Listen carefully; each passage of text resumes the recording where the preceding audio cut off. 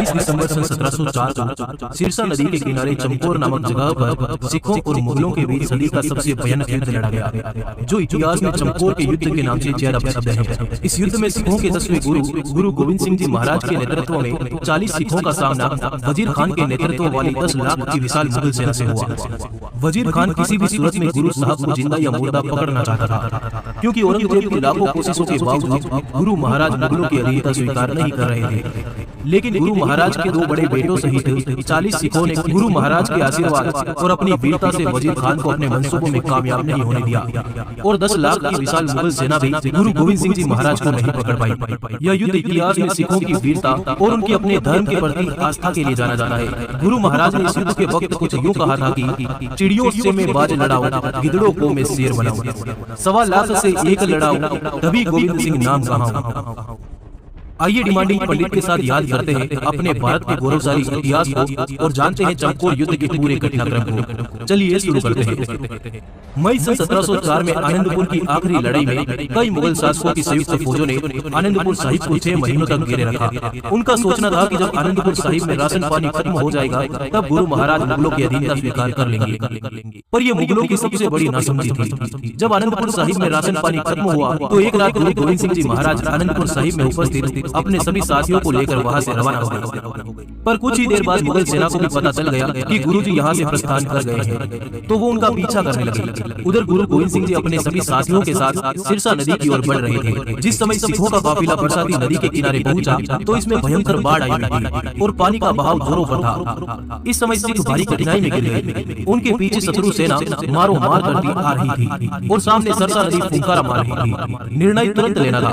अतः गुरु महाराज ने कहा कि कुछ सैनिक शत्रु को यहीं पर उलझा कर रखो और जो सरसा नदी पार कर सकते हैं वो तुरंत अपने घोड़ों सहित नदी पार करें। और ऐसा ही किया गया। भाई उदय सिंह और जीवन सिंह अपने जत्थे लेकर शत्रु सेना से भिड़ गए। इतने में गुरुदेव सरसा नदी पार करने में सफल हो गए, किंतु सैकड़ों सिख सरसा नदी पार करते हुए मौत का शिकार हो गए, क्योंकि पानी का बहाव अत्यधिक था।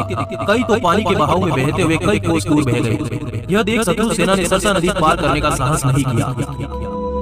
सरसा नदी पार करने के बाद 40 सिख 2 बड़े साहिबजादे अजीत सिंह तथा जुझार सिंह के अलावा गुरु महाराज खुद कुल मिलाकर 43 व्यक्तियों की गिनती हुई जो नदी पार पहुंच चुके थे। नदी के दूसरी तरफ भाई उदय सिंह मुगलों के अनेकों हमलों को पछाड़ते रहे और वे तब तक वीरता से लड़ते रहे जब तक उनके रक्त का अंतिम कतरा तक नहीं बह गया, और अंततः वे युद्ध भूमि में कर्तव्य कर्म करते हुए वीर गति पा गए। इस भयंकर उथल पुथल में गुरु साहब का परिवार उनसे बिछुड़ गया। गुरुदेव अपने 40 सिखों के साथ आगे बढ़ते हुए दोपहर तक चमकौर नामक एक गांव के बाहर एक बगीचे में पहुंचे। यहाँ के स्थानीय लोगों ने गुरु साहब का जमकर स्वागत किया और प्रत्येक प्रकार की सहायता दी। यही एक किले नुमा कच्ची हवेली थी जो सामरिक दृष्टि से बहुत महत्वपूर्ण थी, क्योंकि इसको एक ऊंचे टीले पर बनाया गया था जिसके चारों ओर खुला समतल मैदान था। इस हवेली के मालिक बुद्धि चंद ने गुरु साहब से आग्रह किया कि आप इस हवेली में विश्राम करें। गुरुजी ने भी आगे जाना उचित नहीं समझा, अतः 40 सिखों को छोटी छोटी टुकड़ियों में बांटकर उनमें बचा कुचा युद्ध का सामान बांट दिया गया और सभी सिखों को मुकाबला के लिए मोर्चों पर तैनात कर दिया गया। सभी ने तय किया कि मर जाओ या मार डालो। खालसा सेना का सिद्धांत था कि शत्रु के सामने कभी हथियार मत डालो, केवल वीर गति ही अंतिम विजय है। गुरुदेव अपने 40 शिष्यों की ताकत से असंख्य मुगल सेना से लड़ने की योजना बनाने लगे। गुरु साहब ने स्वयं कच्ची गड़ी हवेली के ऊपर ध्वज केसरी से युद्ध का मोर्चा संभाला। अन्य सिखों ने भी अपने अपने मोर्चे बनाए और मुगल सेना की राह देखने लगे। उधर जैसे ही सरसा नदी का बहाव कम हुआ, मुगल सेना ने तुरंत नदी पार करके सिख दल का पीछा करती हुई चमकौर के मैदान में आ पहुंची। देखते ही देखते शत्रु सेना ने गुरु साहब के ठहराव वाली हवेली को घेर लिया। मुगल सेनापतियों को गांव वालों से पता चल गया था कि गुरु महाराज के पास मात्र 40 सैनिक हैं, अतः शत्रु अब गुरु महाराज को बंदी बनाने के स्वप्न देखने लगे। चमकौर के नवाब वजीर खान ने भोर होते ही मुनादी करवा दी कि गुरु महाराज अपने आप को अपने साथियों सहित मुगल प्रशासन के हवाले करें तो उनकी जान बख्शी जा सकती है। इस मुनादी के उत्तर में गुरुदेव ने मुगल सेनाओं पर तीरों की बरसात कर दी। ध्यान रहे इस समय 40 सिखों का मुकाबला 10 लाख की विशाल शत्रु सेना से हो रहा था। इस पर गुरु महाराज ने भी तो एक एक सिख को 1.25 लाख के साथ लड़ाने की सोच उठाई हुई और गुरु महाराज की ये शपथ चमकौर के मैदान में गूंज उठी। 22 दिसंबर सन 1704 को संसार के अनोखे युद्ध का आगाज हुआ। आकाश में घनघोर बादल थे और धीमी धीमी आबादी हो रही थी। वर्ष का सबसे छोटा दिन होने के कारण सूर्य भी बहुत देर से उदय हुआ था।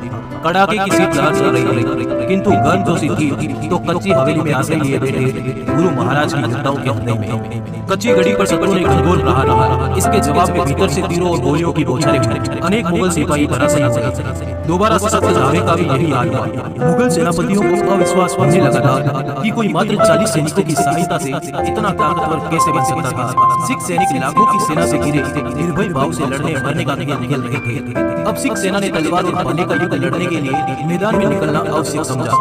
सर्वप्रथम भाई हिम्मत सिंह जी को गुरु महाराज ने आदेश दिया कि वह अपने साथियों सहित 5 सैनिकों का जत्था लेकर रणभूमि में जाकर शत्रु सेना को अपनी ताकत का परिचय दे। तभी मुगल जनरल नाहर खान ने सीढ़ी लगाकर गढ़ पर चढ़ने का प्रयास किया, किंतु गुरुदेव ने उसको वहीं बाणों से भेद कर चित कर दिया।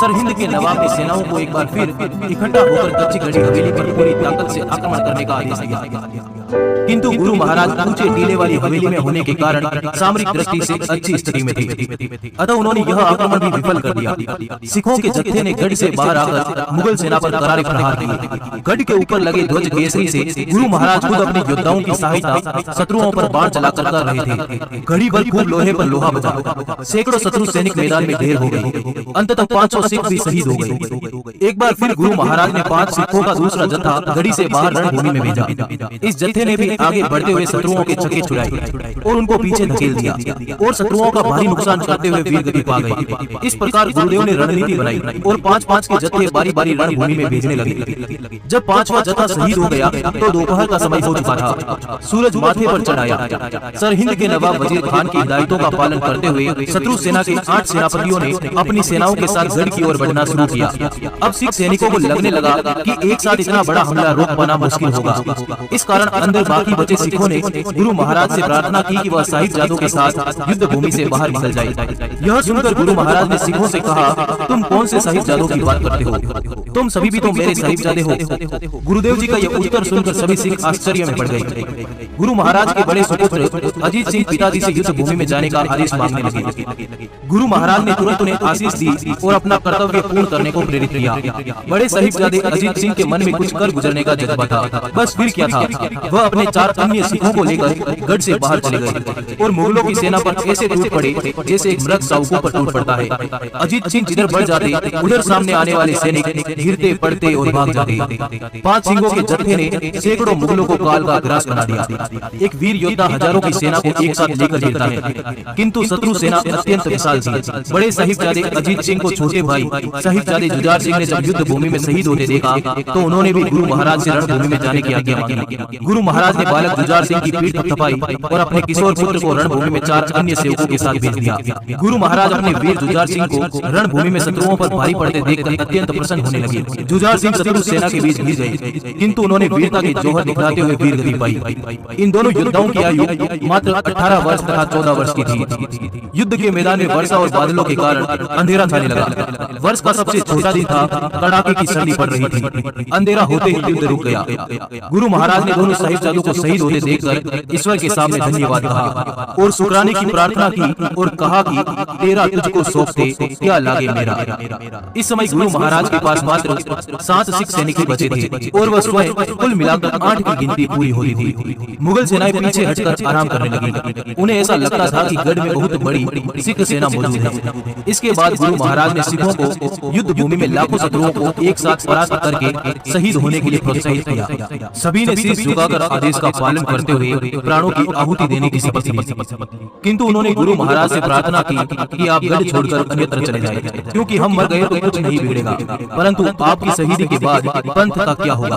पर गुरु महाराज भला यूं कैसे युद्ध से मुंह मोड़ लेते। गुरु महाराज ने सिंहों को उत्तर दिया, मेरा जीवन मेरे प्यारे सिखों के जीवन से मूल्यवान नहीं। यह कैसे संभव हो सकता है कि मैं तुम्हें रणभूमि में छोड़कर अकेला निकल जाऊं। अब तो मैं खुद दिन चढ़ते ही सबसे पहले अपना जत्था लेकर रणभूमि में उतरूंगा। गुरुदेव के इस कथन से सिख बहुत चिंतित होने लगे। सिखों ने यह ठान लिया था कि कैसे भी करके सतगुरु को शहीद नहीं होने देंगे। वे जानते थे कि गुरु महाराज द्वारा दी गई शहादत इस समय पंथ के लिए बहुत ही हानिकारक सिद्ध होगी। अतः भाई दया सिंह जी ने एक युक्ति सोची और अपना अंतिम हथियार आजमाया। उन्होंने इस युक्ति के अंतर्गत सभी सिंहों को विश्वास में लिया और उनको साथ लेकर पुनः गुरुदेव के पास गए और कहने लगे, गुरुजी अब खालसा पंथ पंच प्यारे परमेश्वर रूप होकर आपको आदेश देते हैं कि यह कच्ची गढ़ी आप तुरंत त्याग दें और कहीं सुरक्षित स्थान पर चले जाएं। क्योंकि इस नीति में पंथ खालसे का भला है। गुरु महाराज ने 5 प्यारों का आदेश सुनते ही शीश झुका दिया और कहा, मैं अब कोई प्रतिरोध नहीं कर सकता, क्योंकि मुझे अपने गुरु की आज्ञा का पालन करना ही होगा। गुरु महाराज ने कच्ची गढ़ी हवेली को त्यागने की योजना बनाई और 2 जवानों को अपने साथ चलने को कहा। शेष 5 को अलग अलग मोर्चों पर नियुक्त कर दिया, किंतु महाराज ने ठान रखा था कि यहाँ से प्रस्थान करते समय हम शत्रुओं को ललकारेंगे, क्योंकि चुपचाप शांत निकल जाना कायरता और कमजोरी का चिन्ह माना जाएगा। और उन्होंने ऐसा ही किया। देर रात गुरु महाराज अपने दोनों साथियों दया सिंह तथा मान सिंह के साथ गढ़ से बाहर निकले।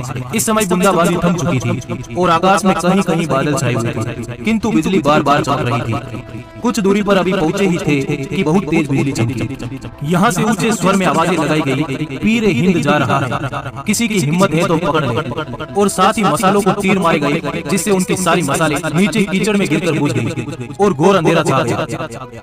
पुरस्कार के लालच में शत्रु सेना आवाज की सीध में भागी और आपस में ही भिड़कर मर खप गई और ये नीति पूर्णतः सफल रही। इस